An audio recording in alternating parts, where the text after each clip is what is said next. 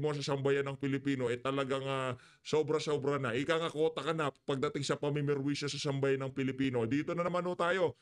Kaya ang tawag dito kay Manny Pacquiao, yan. Yan ang tinatawag nilang kain suka. Pagkatapos ho niyang binanat-banata noong 2022 presidential election, ngayon nagpapa-endorse ho siya. Ganyan ho katindi yang si Manny Pacquiao. Nagpapakapolitiko pero itong panahon na to hindi na ho kagaya ito nung mga nakalipas na eleksyon. Noong panahon ni Panot, panahon ni Gloria, iba na ho ito. Kung dati pagka naging political butterfly kayo, nagpapunta kayo kung saan sa ang partido, ganun-ganun na lang tatanggapin ng mga Pilipino. Hindi na ho ngayon. Manny Pacquiao, isa ka pa, isa ka pa. Ano mo na lang, pagandahin mo na lang yung legasiya mo sa pagboboxing. Pero pagiging politiko, naku, manahimik ka pagdating sa public service, trapo ka pa sa trapo, Manny Pacquiao. Isa ho yang si Leni Robredo, isa ho yang si Leni Robredo sa mga binanata ni Manny Pacquiao noong nagdaang eleksyon. Kasi meron ka pa nalalamang palutang-lutang, magpapa-endorso ka rin pala, di ba? Yan ho sila ngayon. Kaya kung ako sa iyo, Benong Rabalos, mag-isip-isip ka na. Sa tingin ko, talagang pinagpaplanuhan ka na ng mga kasama mo dyan. Ito, dilawan yan. Kiko Bam Aquino ang boboto niyang mga na yan, mga dilaw na yan, yung si Leni Robredo. Ngayon, nagpa-endorso yung isa sa mga kasama niyo dyan sa alyansa. Mag-isip-isip kayo kung sinong ilalaglag ng mga dilawan dyan sa pag-endorso nitong si Leni Robredo kay Manny Pacquiao. Mabilis ang lang ho tayo, update lang ho tayo. Ang dami nangyayari ngayon sa social media. Medyo nabibisi ho tayo ngayon. Dami natin inasikaso kaya ito pa lang ho ang first upload natin kasi busy lang ho talaga. Pagkatapos ho ng mga inaasikaso natin, direktang bakbakan na naman ho tayo. Eto, si Alonto Adjong, ano to? Sasabihin niya fake news. Sasabihin niya nag-print sila ng kung ano-ano tapos linagyan nilang si Alonto Adjong. Eto, nagtatanong tayo, si Alonto Adjong. Ito ba yung galing ho ba ito doon sa 7-7 scheme na tinutukoy nitong si Mayor Benji Magalong? Kanino ba galing tong perang di umano merong nakaipit na pangalan nyo kasi pagkakatupi parang kasi makikita nyo naman ho yan kung ipinatong lang. Base sa ating nakikita, yung pagkakatupi ng papel, talagang parang galing sa isang lalagyan, si Alonto Adjong. Ano to, Comelec? Hindi niya iimbestigahan to? Hindi niya iimbestigahan to. Ay, sa bagay, kaalyado nga pala ni Tambay ang si Alonto Adjong. Kaya as much as possible, manalo yung mga kandidato na yan, itong walang ihang administrasyon na to. Rekta na ho tayo dito kay Ma'am Pinky Web, isa sa ating pinaka-iniidolo news anchor. Yan. Maganda na, mahusay pa. Palakpakan ho natin ito si Ma'am Pinky Web. Ano ho yan? Galing ho sa mega love shoutout yan sa Videonario News Channel. Palakpakan. Matindi ho itong na to. Itong kanilang tag dito, kanilang interview na to. Panoorin ho natin to. Duterte's arrest apparently influencing voters' preferences for the senatorial race. The latest social weather stations or SWS survey, however, reveals 9 administration bets will likely win the senatorial elections. Even critics noticed Vice President Sara Duterte's change in strategy by previous non-endorsement of candidates to public show of support to possible senatorial judges in her upcoming impeachment trial in July. With father and daughter facing their own trials, will the administration still get the upper hand in the upcoming polls? Let's get on point with political strategist Lito Banayo. He joins us here. Nako, para sa mga taga Malacanang, panoorin nyo ho itong interview na to. Kaya kumbaga, ito ho talaga ang imahe ng politika ngayong mga panahon na to. Ito ho ang landscape ng politika sa Pilipinas, kung anong nangyayari dito sa magkabilang kampo na to, sa kampo nitong si PRRD, kampo nitong si Bangag, kampo ng mga Pinklawan. At dapat ang pinaka talaga manood dito sa video na to itong si Claire Castro para alam niya kung paano niya ipuposisyon ang kanyang sarili sa kanyang mga statements sa social media, sa kanyang mga interview kasi medyo palsipikado yung mga atake niya eh. Ang dami ho talagang nalalabuan sa mga banat nitong si Claire Castro sa pilit ho niyang pagtatanggol sa administration nitong si Marcos Jr. Lalo lang hong nababaon sa kahiyan itong si Marcos Jr. in the studio. Sir Lito, good to have you. Maraming salamat po sa inyong oras. Maraming salamat din, Pinky. It's an honor to be in your program that launched a senatorial inquiry into the rendition of former President Duterte. Okay, so we're talking about that interview with the DILG Secretary. I want to first talk about... Tama. Noong tinanong-tanong niya itong si John Vic Remulla kaysa yabang-yabang ni John Vic, di ba? Diyan nga ho yung ano na yan yung on point na yan kay John Vic Remulla. Sa tingin ko, si John Vic ayaw na niya makita itong si Ma'am Pinky. Ayaw na niya magpa-interview dyan. Kasi iba, sa totoo lang ha, maraming mga angkor na pagka nagtanong, alam na alam mong kargado na sila. Kagaya nung iba dyan, yung mga taga-ABS. Alam na meron talagang karga yung mga tanong nila. Pero ito, may karga, kaso sabay niyang hahagurin yung magkabilang panig ng issue na napag-uusapan. Hindi lang yung tipong one-sided yung kagaya sa ABS tsaka yung sa GMA, di ba? Napaka one-sided pagka nagtanong. Laging pabor lang kay Marcos Jr. Kaya yan yung nangyayari dun sa pinapaboran nila. Lagapak ang approval at trust rating. The overall picture here. Looking at the trust and performance rating of President Bongbong Marcos, this was, of course, this came out, this was released last week. This is the Pulse Asia survey conducted March 23 to 29. That's about more or less 2 weeks after the arrest of the former president. Approval rating and trust rating of President Bongbong Marcos down by 17 points from 42 to 25 approval, and trust likewise 42 to 45. In contrast, isasama ko na po to, Sir Lito, VP Sara's approval up 52 to 59, and trust 53 to 61. Overall picture, why did this happen?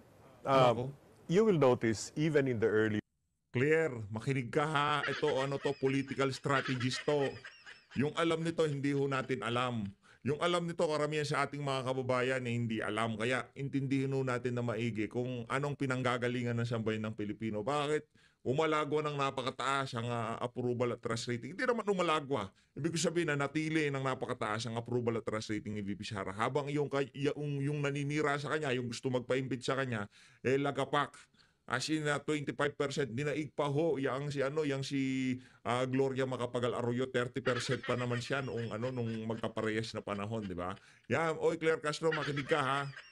Hindi yung puro ka fake news at Tatay Digong lang ang bira ka kasi ng bira, hindi ka nakikinig sa mga eksperto. Earlier surveys, no, both were going down. And BBM's numbers are going down a bit faster than Sara's numbers. But when the incident in The Hague, when they surrendered President Duterte to the ICC, there was a big drop in the 17-point drop, no, down to 25%, while Sara got a windfall from that. No? So yung nawala kay BBM, mukhang nag-migrate kay Sara out of sympathy. Now, I was also surprised by those numbers. So I looked at previous Pulse Asia numbers, and they showed that President, in the same period, March 2025 versus Duterte's March 2019 versus Pinoy's February 2013 and Arroyo's March 2007. Okay. Puro midterm elections ito, no? Okay, Marcos sa inyo, ha? is down to 25%, but Duterte was 87% during that period. Yeah. Aquino was 68%, also quite Para high. makita nyo rin pinag-uusapan GMA natin. was 30%. So I was surprised at that. I always thought GMA was always the lowest, no, among all presidents. But tinalo pa niya sa 30% versus 25%. So this is really public sentiment. This is a show of emotion, no? And one must remember that the average... Malinaw ha, kung nakikinig tong si Claire Castro, public sentiment, public emotion. Yan ho ang pinanghuhugutan ng ating mga kababayan. Siguro nalulungkot yung mga kababayan natin, bakit nung panahon ni Digong medyo okay na, bigla ganito na naman. O bakit ganito na bang kultura natin sa Pilipinas? 80 years old na lolo, ipapadala sa The Hague, Netherlands. Pero naman tayong 40 dito. Di ba? Yung mga ganong klaseng sentimiento, ayaw hong tanggapin ng Malacanang. Kasi pagka hindi nyo inaccept na mayroong problema, kailanman hindi nyo yan masusolusyonan. Ganun lang ho kasimple ang buhay. Pagka may problema, tanggapin mo sa sarili mo na merong problema. Huwag mo ipagpilitan na pinapalaki nila yung ulo nila na kesyo, ano yan, fake news yan, aapektuhan sila ng fake news. Baka yan yung mga hindi nakakatanggap ng, hindi nakakarating sa kanilang programa ng pamahalaan. Ganun sila eh. Laging nag-aanap po sila ng, yung masisisi eh.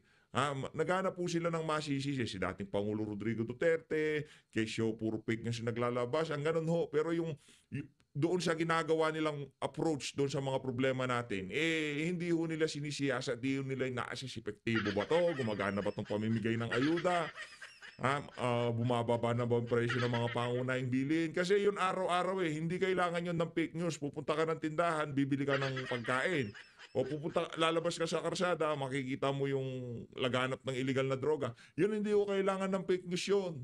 Yun ang realidad na araw-araw na sinasagupan ng mga ordinaryong Pilipino sa palengke at karsada. Yun. Hindi kailangan ng tawag dito, di kailangan ng social media. Yun sa ayot sa gusto ng ating mga kababayan, makikita ho nila yan. Kaya mga propaganda sa social media, hindi uubra yan. Filipino voter Tawag sa atin. Sino votes yan? according to his emotions, according to his sentiments, no? Or in the absence of such, according to the popularity of the individual candidate, no? So meron talagang resentment against the present government. Now, yung slow drop before, yung dati baba ng baba, could be linked to inflation, high unemployment, the usual economic factors, the quality of life, no, and the cost of living. But itong nangyari sa The Hague, itong nangyari sa ICC, biglang yung resentment na yon umakyat to anger against the government. And that is the result. So if this survey was taken, you think prior to the arrest and turnover of the president, we're not going to see this big a drop in the president's trust and performance yes. ratings. That's what you're saying. Yes. Dahil nangyari po Naku, yari kayo dyan. Minadali ho nila tipong, hindi ko alam, siguro habang nagsisesyon sila, padala na natin sa may pagkakataon na, nasa na si Tatay Digong, nasa Hong Kong na, hulihin na natin, minadali ho nila, minadali rin ho silang sinuka ng sambayan ng Pilipino. Ayan ho mga kababayan. Ang 25% na yan maliwanag pa ho sa sikat ng araw na meron talagang problema sa mga polisiya ng pamahalaan. Meron hong problema dyan sa pagpapadala kay dating Pangulong Rodrigo Duterte dyan sa The Hague, Netherlands. Naiintindihan ng ating mga kababayan na meron tayong korteng gumagana dito. Bakit pa natin kailangan ipadala ang ating kababayan dyan sa banyagang korte na yan para sila maglitis dito kay Tatay Digong. Naiintindihan ho yun ng ating mga kababayan. Kaya yaan ho ang resulta ng approval at trust rating nitong si Marcos Jr. Magagawa na, ganyan talaga ang buhay, bangag. Puro kasi pagbabangag ngayon pagka meron siyang interview o meron siyang speech sa media, sa labas, di ba? Ano ho siya ngayon, yung pinipilit ho niyang maging masaya, pero kitang-kita ho natin sa kanyang mata ang kalungkutan, no?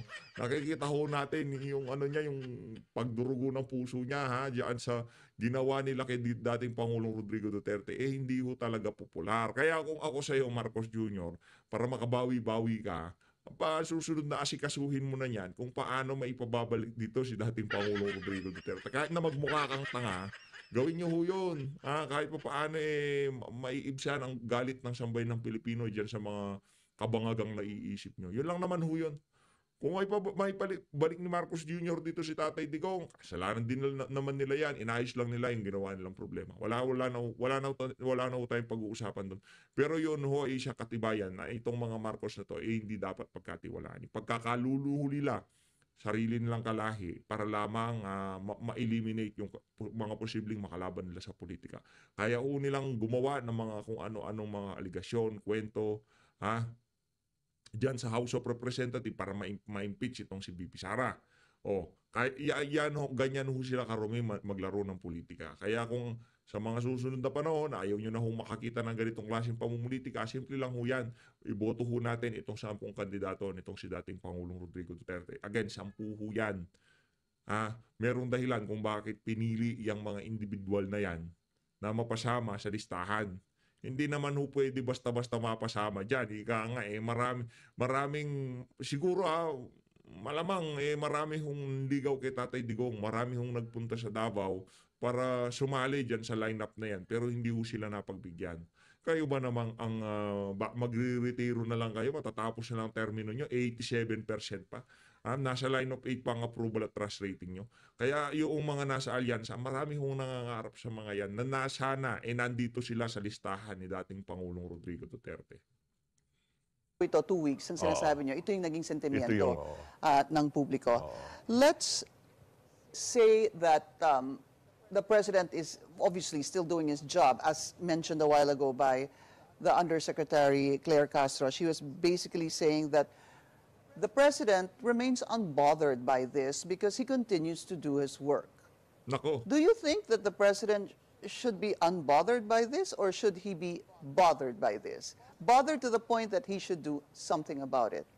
Yes, definitely. He should be bothered. No? I mean, Nako. I think, alam mo, yung whistling in the dark yung kay Undersecretary Claire Castro na yun. No? Nako. The truth is he must be bothered. And even his senatorial candidates are bothered by this, no? Because Kailangan daw mabahala. Kailangan mabagabag ng Pangulo ng Republika ng Pilipinas diyan sa mga numero na yan. Kaya yung sinasabi nitong si Claire Castro na hindi nababahala, hindi nababagabag ang presidente diyan sa mga numero na yan, yun ho salita ng mga bangag. Salita ho ng mga addictus benedictus. Bakit kanyo? Dahil sa sobrang confident nila, akala nila lahat ng ginagawa nila ay gusto ng sambayan ng Pilipino. Akala nyo ba pagka narinig tayo nitong si Marcos Jr., maniniwala siya sa atin? Sa bagay, hindi siya maniniwala kasi nasa kampo tayo ni dating Pangulong Rodrigo Duterte. Halimbawa, hindi ho tayo partisan. Sinasabi ho natin ito na kailangan niyang mabahala, mabagapag. Kahit dito kay Sir, dito sa political strategies na to. Halimbawa, narinig niya mga sinabi niya. Akala niyo ho ba maniniwala siya dito kay Sir? Hindi ho. Kasi yung confidence level ng mga bangag, ibang klase ho. Yung self-confidence nila, akala mo lahat na sinasabi nila pinapaniwalaan ng ating mga kababayan. Akala niya pagka nagsalita siya, pansin niyo ba yon? Pagka meron siyang speech sa labas, pagka nagsalita siya, confident siya. Akala mo talagang napapaliwanag niya ng maigi yung mga sinasabi niya. Nasa utak lang niya ho yun. Kumaga nasa utak lang niya na, naiintindihan ako ng mga kinakausap ko. Nagpalakpakan sila. Bilib na bilib sila sa akin. Nasa utak niya ho yun. Pero yung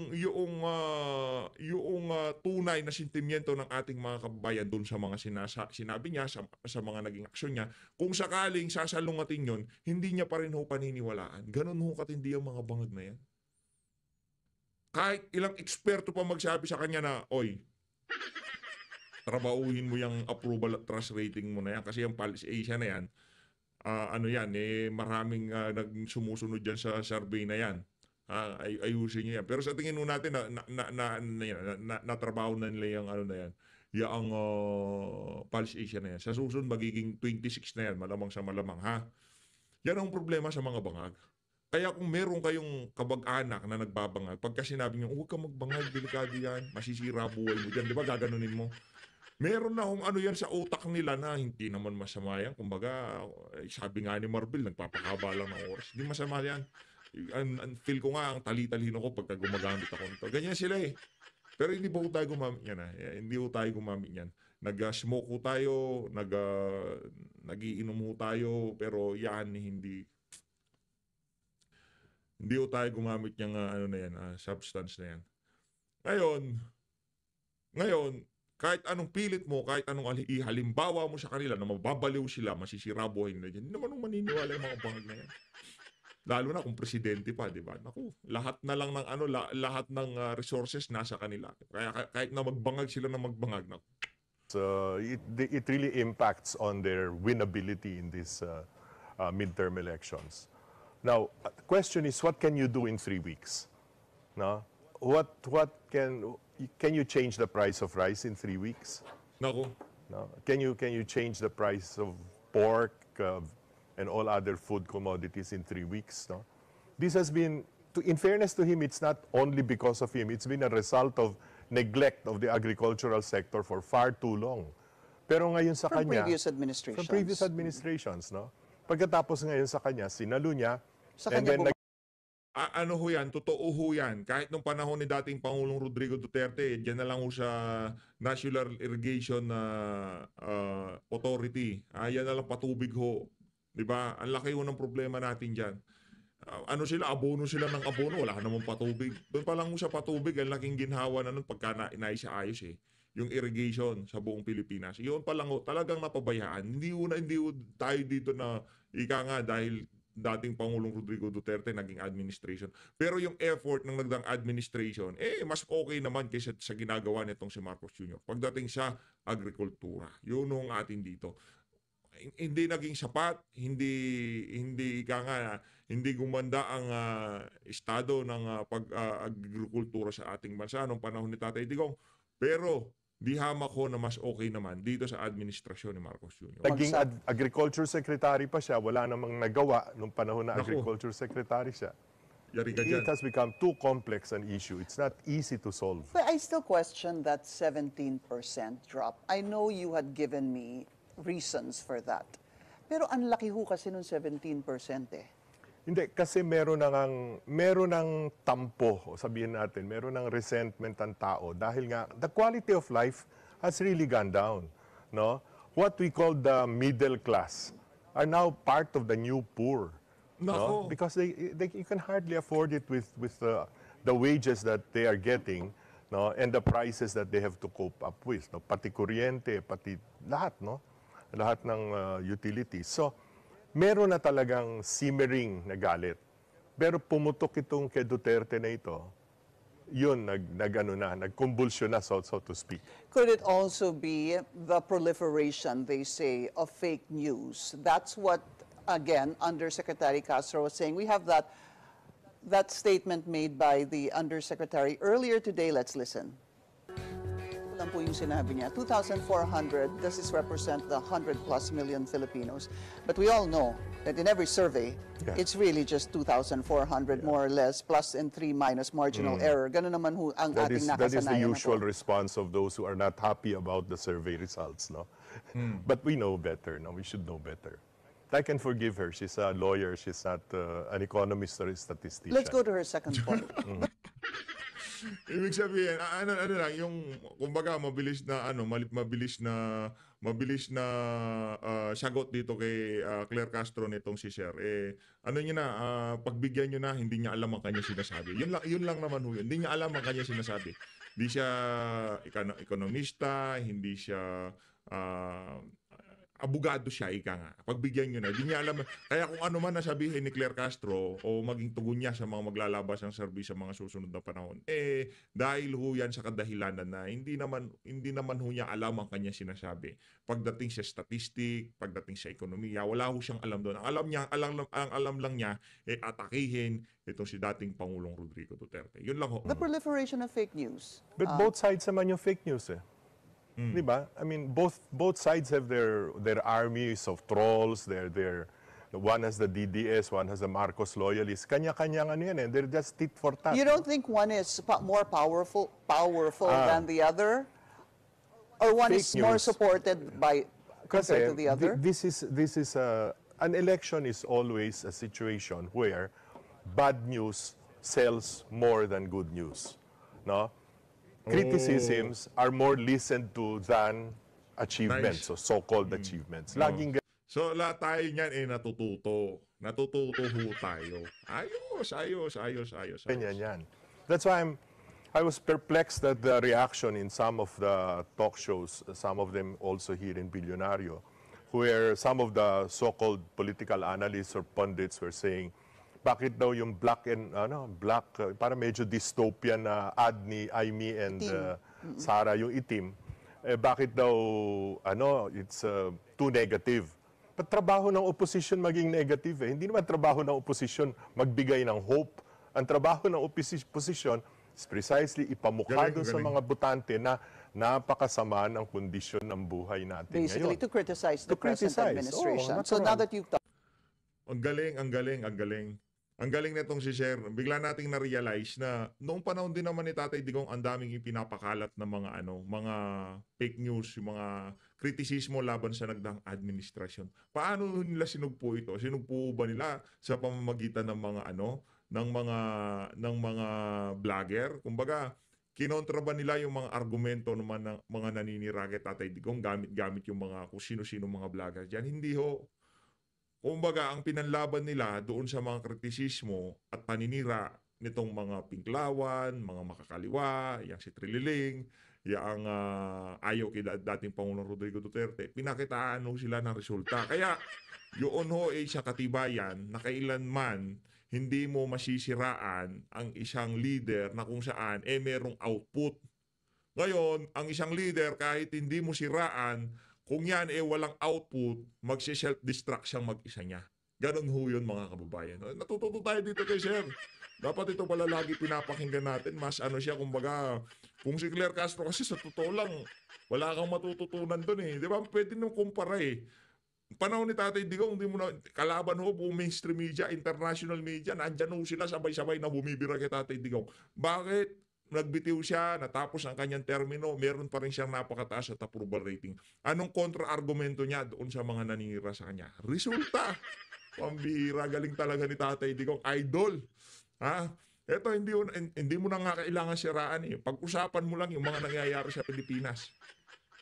Ikwento lang ho natin sa ating mga kababayan kung ano yung totoong nangyayari. Hindi paninira, kumbaga yun yung realidad.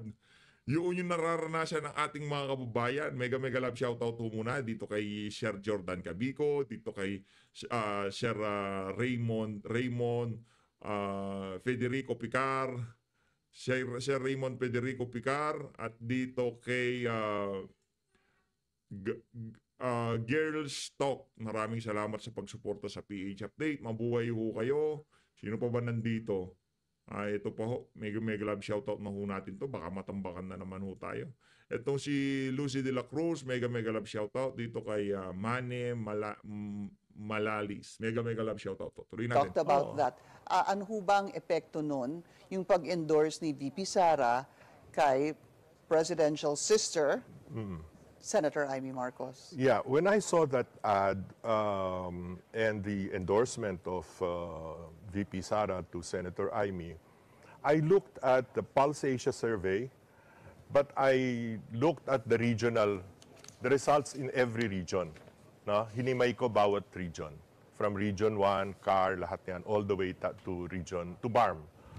Okay, looking at Amy, she's number 1 in the Ilocos region. Still, no? That means Ilocos, CAR, and Region 2. And that is 11% of the national vote. No? Then, because of that, she's doing number 9 in Balance Luzon. No?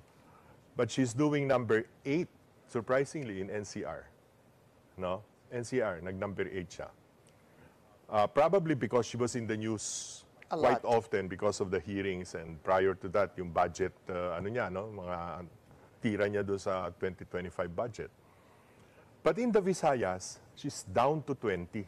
Baba. No. And in Mindanao, she's down to 24. No? So talagang dun ang problema niya, Mindanao, Visayas.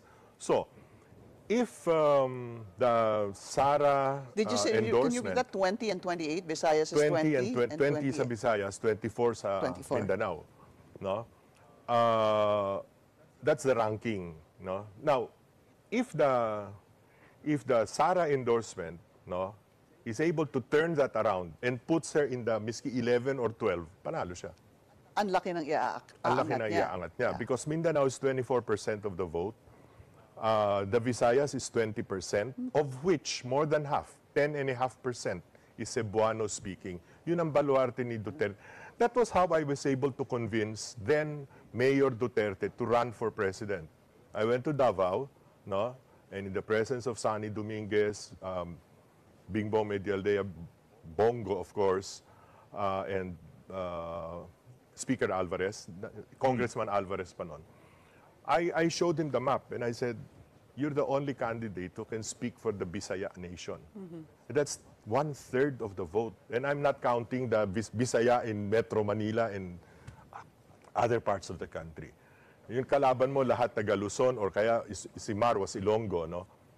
Ano yan kumbaga, yung nangyari ho nun bigla ho yung pagbulusok nitong si dating Pangulong Rodrigo Duterte, di ba? Nag-umpisa ho siya sa baba, talagang umakyat ho siya ng umakyat hanggang nakita na ng mga kalaban niya na matatalo sila. Pero ang balita ho nun, base dito sa sinasabi nitong si Sir, 1/3 yung mga yung mga talagang solidong boboto kay Tatay Digong. Pero at 16 million lang ho ang na record. Ibig sabihin malaki ho talaga yung dayaan na nangyari. Kaso natakot na lang ho sila sa daluyong ng mga butante ng mga panahon na yon na pagkaya dinaya nyo, may kaalalagyan kayo, magkakagulo Pilipinas. Ganun no ang mensahe. Ngayon, sana yung yung mensahe sa COMELEC na yan, dito sa ating 10 kandidato ni dating Pangulong Rodrigo Duterte, anuhin natin, suportahan natin. Marami pa hong oras. Huwag niyong isipin na April 24 na tayo, na yan, masyado ng gitgitan ng laban, talagang pukpukan na, ika nga. Tuloy-tuloy lang ho tayo mga kababayan. Basta Duterte, straight vote Duterte ho tayo. Ayan na yung dalawa, ang pagtalunan niya kasi gusto yung boto. Gusto yung boto yung mangga, bahala kayo doon. Ano magagawa natin kung sa lahat ng pambubudol na ginawa niya, gusto niyo pa rin siya iboto, nasa sa inyo yun. Ibig sabihin, hindi pa rin kayo namulat sa mga kabalbalan ng mga Marcos na to. Hindi porket in-endorse ni BP, lalo na yan mayroong track record na manggagamit. Hindi ko natin pwedeng iboto yan. Tayo ba, ay in-endorse na ni Tatay Digong yang si Kirubin. Dito sa base sa dalawa, pero itong 10 na to, iba ho yan. Yan ho yung mga nakadaupang palad niya, nagkaroon siya ng pag-uusap, nakakwentuhan niya, nakatrabaho niya, kaibigan niya, di ba? Spiritual advisor niya. Meron hong istorya si Tatay Digong sa bawat isang kandidato na nandito sa inyong harapan. Even itong si Senator King, meron hong silang istorya, kaibigan niya si Tatay Digong. Pero hindi silang prioridad dito. Ang prioridad dito, itong 10 kandidato na kung saan kinampanya ni Tatay Digong doon sa Hong Kong. Higa nga. Sila ho yan. Tuloy. Mananalo ka, kaya ka ko yan. So let's go back to what you were saying, that it still needs to be proven if a VP Sara endorsement will actually help Senator Amy Marcos make it to the Magic 12. But do you think that But the wind po is yun? beneath her wings. The wind is beneath Sarah's wings. No? So, look at it now. Si Amy umalis na doon sa alyansa. So, the alyansa has 11 candidates na lang.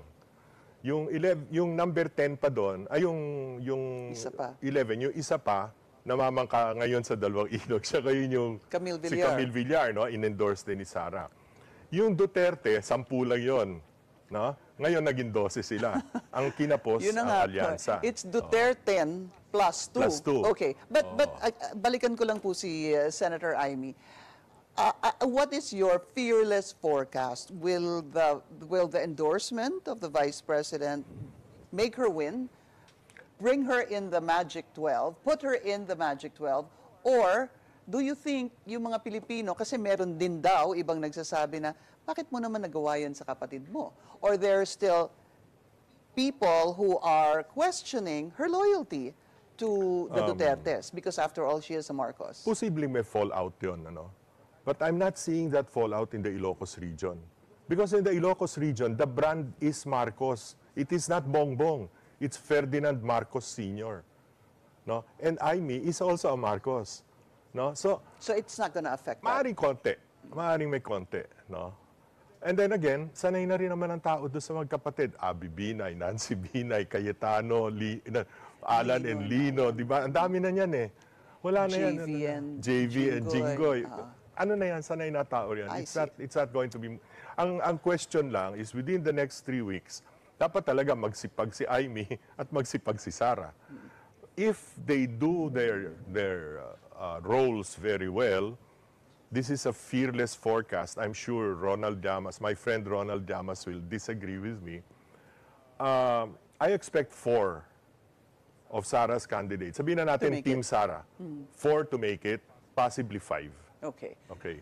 I'm gonna stop you there because alamin natin sino yung 4 or 5 na posibleng mapasok sa yung fearless No. forecast sa Magic 12 of the senatorial candidates come May 12. We'll be Ito, rekta na ho tayo sa pagbanggit ng 4 na to nitong si Sir. strategist Lito Banayo. So, iti-teaser natin yung mamaya ko po babalikan yung fearless forecast na 4 to 5. I want to talk about Congresswoman now running for the Senate, Camille Villar. The Vice President also endorsing her at yung kanilang ad sa mga magkakaibigan, walang iwanan. Gaano ho ba katindi kapag sinabi nilang sa mga magkakaibigan walang iwanan? Malaking bagay yun. No?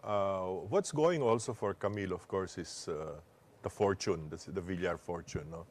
And in the last weeks of the campaign, that matters a lot. No? Kasi kailangan lang naman idagdag ka dun sa listahan ng ng sample ballots ng mga local candidates. No? That can mean a lot. No? So, when we're talking of, kanina sabi ko 4, possibly 5. Okay, you have Bongo and Bato, sure na yon, pasok na yon. Sure. You have Aimee, Villar, and Marcoleta. Any of those, minimum of 4, max of 5.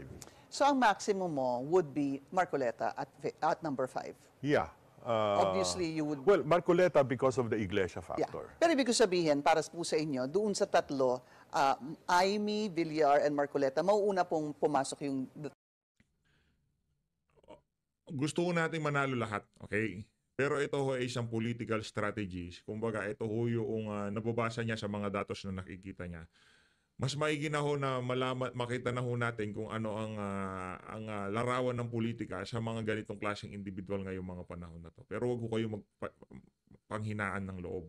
Linendorso ho yan ni Tatay Digong. Suportahan ho natin. Two Not women necessarily. bago. Basta Not even. doon sa yung tatlong yon, either dalawa lang doon ang papasok or yung tatlo all papasok. Pero sinabi niyo po kanina, may isa pa na namamangka sa dalawang ilog. And then that is Congresswoman Camille Villar. Now, that's what I want to ask you. How does the endorsement of the VP to Camille differ?